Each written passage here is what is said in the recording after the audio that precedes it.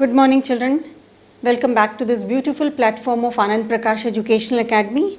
I'm Chanda Bansal, Director of Anand Prakash Educational Academy. For the last 13 years, we have been giving coaching for JEE and NEET, and with all wonderful results. Our students are now well placed in big companies, big industries, and big hospitals, and we are really proud of them. They are very successful in their lives today. So here we have been giving you the different concepts. We started with solutions, then electrochemistry. We are carrying on with this chapter of electrochemistry. Electrochemistry में last class में हमने discuss किया था primary cell and a part of the secondary cell. Primary cell में हमने किया था discuss dry cell as well as mercury cell, and secondary cell में हमने discuss किया है lead storage cell. So lead storage cell was bit confusing, and I do hope कि आपको पूरा वीडियो समझ में आया है and all the reactions are there clear in your mind. तो secondary cell में ही आगे हम बढ़ते हैं nickel cadmium cell.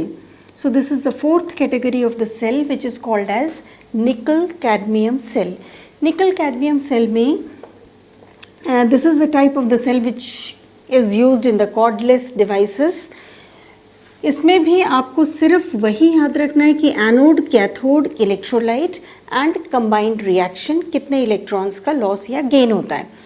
सो यहीं से क्वेश्चंस आते हैं, एंड पूरे सेल टॉपिक में से lead storage cell is the most important one.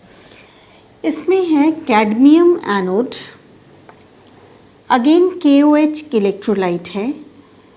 Cadmium electrons lose करेगा और ऑक्सीडाइज हो जाएगा कैडमियम ऑक्साइड की फॉर्म में प्लस वाटर, और इसने 2 इलेक्ट्रॉन्स लूज़ किए. कैडमियम की वैलेंसी 2 होती है. सो अब आप इसको बैलेंस करोगे, so the reaction is balanced. Cathode पे nickel oxide is there. Nickel oxide वो कंबाइन करेगा वाटर के साथ, इलेक्ट्रॉन्स लेगा. कितने इलेक्ट्रॉन्स लेगा we will decide from the oxidation state. ये बन जाएगा निकल हाइड्रोक्साइड प्लस OH माइनस. इसको फिर से आप बैलेंस करो. Now I think the reaction is balanced. अब निकल का ऑक्सीडेशन स्टेट यहाँ पे +4 है और यहाँ पे +2 है, मीन्स यहाँ पे आएंगे 2 इलेक्ट्रॉन्स. सो 2 इलेक्ट्रॉन्स इस पूरे प्रोसेस में 2 इलेक्ट्रॉन्स के रिक्वायरमेंट है. इलेक्ट्रोलाइट KOH है, कैडमियम एनोड है, निकल ऑक्साइड कैथोड है. अब इन दोनों को जब ऐड करोगे, सो जो भी कैंसिल होने वाली चीज़ें उनको आप सबसे पहले कैंसिल कर दो. अब बाकी की चीज़ों को हम ऐड करेंगे. कैडमियम प्लस निकल ऑक्साइड ये बन जाएगा कैडमियम ऑक्साइड प्लस निकल हाइड्रोक्साइड, राइट. सो इसमें इतनी ही चीज़ आपको ध्यान में रखनी है. 5th सेल है फ्यूल सेल. रॉकेट्स में फ्यूल सेल यूज़ होता है. फ्यूल सेल को कंस्ट्रक्ट करने के लिए हाइड्रोजन एंड ऑक्सीजन के इलेक्ट्रोड्स बनाए जाते हैं. इसमें ग्रेफाइट का एक पोरस रॉड वो लेते हैं, दोनों इलेक्ट्रोड्स के लिए ग्रेफाइट का पोरस रॉड, और इस पोरस रॉड में एक तरफ हाइड्रोजन और एक तरफ ऑक्सीजन ऐड करते हैं. सो जब यहाँ पे hydrogen at a high pressure is added तो ये हो जाता है हाइड्रोजन इलेक्ट्रोड, और जब यहाँ पे ऑक्सीजन ऐड करते हैं तो ये हो जाता है ऑक्सीजन इलेक्ट्रोड. और इलेक्ट्रिसिटी के फ्लो को देखने के लिए गैल्वेनोमीटर अटैच कर सकते हैं. इसमें भी इलेक्ट्रोलाइट KOH है. हाइड्रोजन ये वाला एनोड होगा, ये एनोड है, और ये हो जाता है कैथोड. अब फिर से इसमें हाइड्रोजन एनोड है, ऑक्सीजन कैथोड है, KOH इलेक्ट्रोलाइट है. अब दोनों के रिएक्शंस हम देखेंगे. एनोड पे क्या होगा, हाइड्रोजन ऑक्सीडाइज होगा, मीन्स OH माइनस के साथ कंबाइन होके हाइड्रोजन का ऑक्सीडेशन हो जाएगा, ये बनाएगा वाटर. और कितने इलेक्ट्रॉन्स लूज कर रहा है, 2 इलेक्ट्रॉन्स. 2 हाइड्रोजन्स हैं तो 2 इलेक्ट्रॉन्स. कैथोड पे क्या होगा, ऑक्सीजन है, सो ऑक्सीजन इलेक्ट्रॉन्स लेगा, कितने इलेक्ट्रॉन्स लेगा वी विल सी, प्लस ये बन जाएगा यहाँ पे वाटर के साथ कंबाइन होके ये बनाएगा OH माइनस, मतलब कैथोड पे रिडक्शन हो रहा है। ऑक्सीजन का ऑक्सीडेशन स्टेट कितना है 0 और यहाँ पे इसका ऑक्सीडेशन स्टेट है -2। एक ऑक्सीजन को 2 इलेक्ट्रॉन्स चाहिए, सो 2 ऑक्सीजन अगर हैं तो यहाँ पे कितने इलेक्ट्रॉन्स चाहिए 4 इलेक्ट्रॉन्स।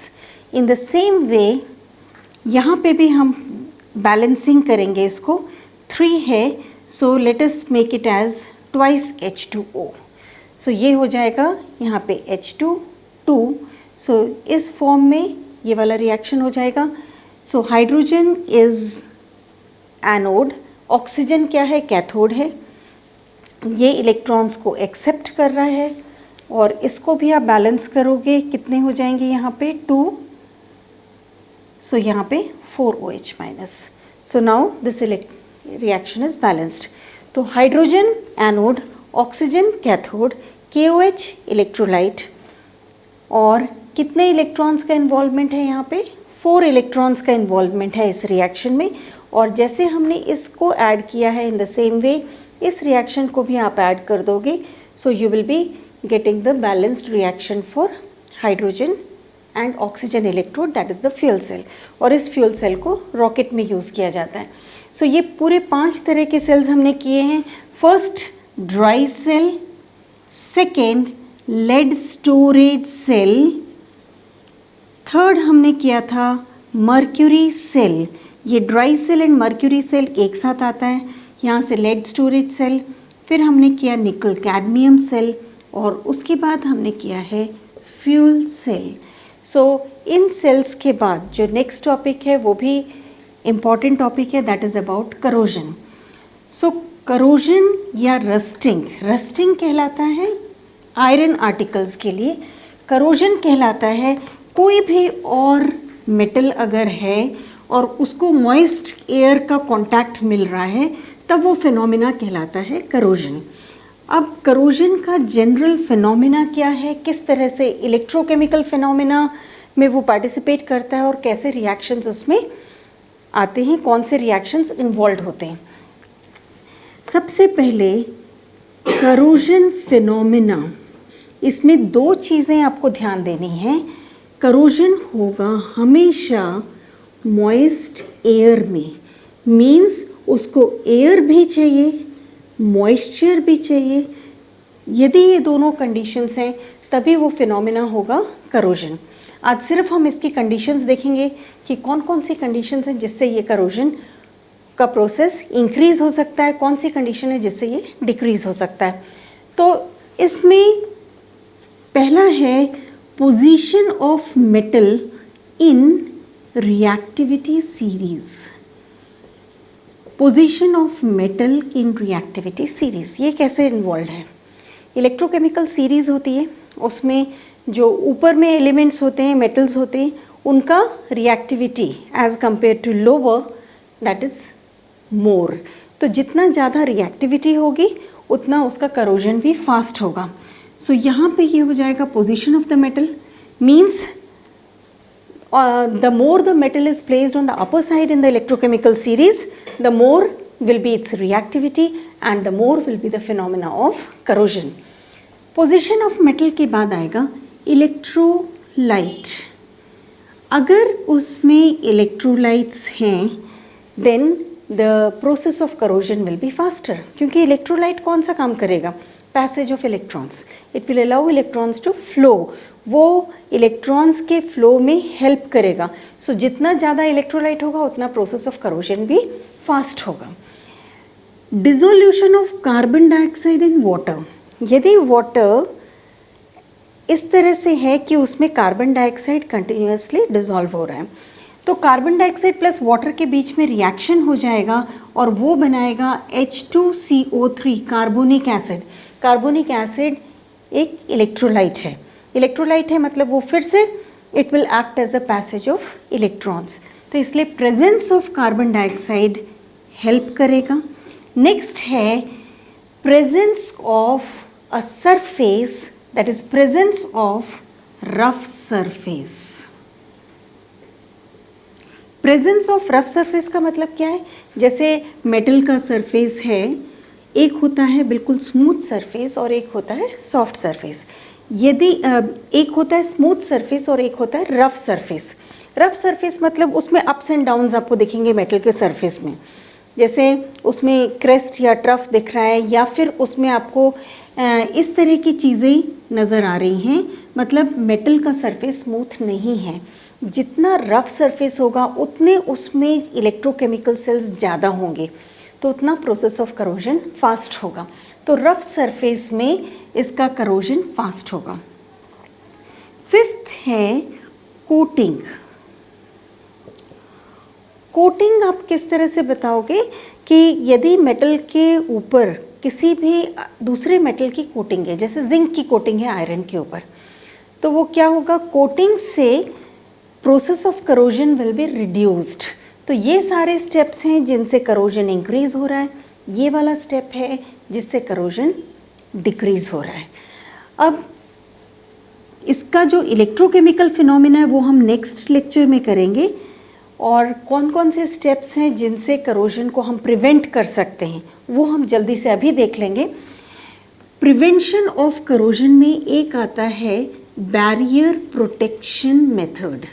बैरियर प्रोटेक्शन का मतलब क्या हुआ कि सपोज जो आयरन का मेटल है वो किसी दूसरे उसके कांटेक्ट में नहीं आ रहा है, मतलब एयर या मॉइस्चर के कांटेक्ट में नहीं आ रहा है, और उसके ऊपर एक ऐसी कोटिंग डेवलप्ड है जिसकी वजह से डायरेक्टली मेटल एयर के और मॉइस्चर के कांटेक्ट में नहीं आ रहा है, means that is a barrier protection. Lubrication हो गया, पेंटिंग हो गई, that will be a barrier protection. Second आता है सैक्रिफिशियल प्रोटेक्शन। सैक्रिफिशियल प्रोटेक्शन का मतलब क्या है, एक ऐसे मेटल की कोटिंग है जो खुद सैक्रिफाइस करता है आयरन को बचाने के लिए। उसमें एक एग्जाम्पल है that is galvanisation. Galvanisation, galvanisation का मतलब क्या हुआ कि आयरन आर्टिकल है, उसको अगर मोल्टन जिंक में डिप किया तो उसके ऊपर जिंक की कोटिंग हो जाएगी। Zinc is more reactive than iron, तो जब भी मॉइस्ट एयर के कांटेक्ट में ऐसा कोटेड आयरन आर्टिकल आता है तो आयरन करोड नहीं होगा, लेकिन वहाँ पे जिंक का प्रोटेक्शन है, तो जिंक ऑक्सीडाइज होगा, जिंक रिएक्शन दिखाएगा, लेकिन आयरन नहीं दिखाएगा। Means because of the sacrificial protection iron is protected by zinc, जिसमें एग्जाम्पल आती है गैल्वेनाइजेशन। अब कई बार कोटिंग एक लेस रिएक्टिव मेटल की भी होती है, लाइक टिन कोटिंग। टिन से अगर आयरन आर्टिकल को कोट किया, then there are two things happening. Tin is less reactive than iron, लेकिन क्योंकि वो एक लेयर बना रहा है, एक बैरियर की तरह एक्ट कर रहा है, means it will not allow iron to come in contact directly with moist air. तो जब तक आयरन प्रोटेक्टेड है टिन से तब तक तो करोजन नहीं होगा, लेकिन अगर उस टिन पे कोई स्क्रैच आया, आपने देखा भी होगा मार्केट में ऐसे टिन्स मिलते हैं जहाँ पे स्क्रैच होता है, जहाँ भी स्क्रैच है वहाँ पे रस्टिंग वैसे ही हो जाती है। क्यों होता है? जब तक स्क्रैच नहीं है तब तक तो वेल प्रोटेक्टेड है, जैसे ही स्क्रैच है मीन्स नीचे वाला जो आयरन का सरफेस है वो अब मॉइस्ट एयर के कांटेक्ट में आ गया। अब आयरन और टिन के बीच में इलेक्ट्रोकेमिकल सेल बन गया। जब आयरन और टिन के बीच में इलेक्ट्रोकेमिकल सेल बन गया तो जो ज़्यादा रिएक्टिव है वो ऑक्सीडाइज हो जाएगा, तो आयरन ज़्यादा रिएक्टिव है वो ऑक्सीडाइज हो जाएगा, तो रस्टिंग का प्रोसेस स्टार्ट हो जाएगा। सो इस पे क्वेश्चन आता है कि for how long can tin protect iron? So tin can protect iron surface so long as there is no scratch. Even a small scratch can result in rusting. तो ये एक टिन कोटिंग के ऊपर protection हो जाता है, उससे भी प्रोटेक्शन होता है। सेकेंड है इलेक्ट्रिकल प्रोटेक्शन। इलेक्ट्रिकल प्रोटेक्शन ये होता है अंडरग्राउंड पाइपलाइंस के लिए। जैसे वाटर के पाइपलाइंस हैं वो आयरन के बने होते हैं, बहुत स्ट्रॉन्ग पाइपलाइंस होते हैं। अंडरग्राउंड सरफेस में ये पाइपलाइंस लगाए जाते हैं और कंटिन्यूसली वाटर के कांटेक्ट में आते हैं। जब आयरन के पाइपलाइंस कंटिन्यूसली वाटर के कांटेक्ट में आते हैं, उसको कैसे प्रोटेक्ट किया जाए? So it is connected with another metal which is more reactive than iron. Usually यहाँ पे मैग्नीशियम यूज़ होता है। तो जैसे ही आयरन और मैग्नीशियम के बीच में कांटेक्ट होगा तो मॉइस्ट एयर के साथ में वहाँ पे क्या हो जाएगा, मैग्नीशियम ऑक्सीडाइज होगा लेकिन आयरन ऑक्सीडाइज नहीं होगा। सो इलेक्ट्रिकल प्रोटेक्शन के बाद आता है एल्कलाइन फॉस्फेट्स। एल्कलाइन फॉस्फेट्स को हम डिटेल में नेक्स्ट लेक्चर में करेंगे। इसमें हाइड्रोक्साइड आयन होता है, जो H प्लस आयन वो एक्सेप्टर का काम करता है, तो वो H प्लस आयन को अपने साथ खींच लेगा।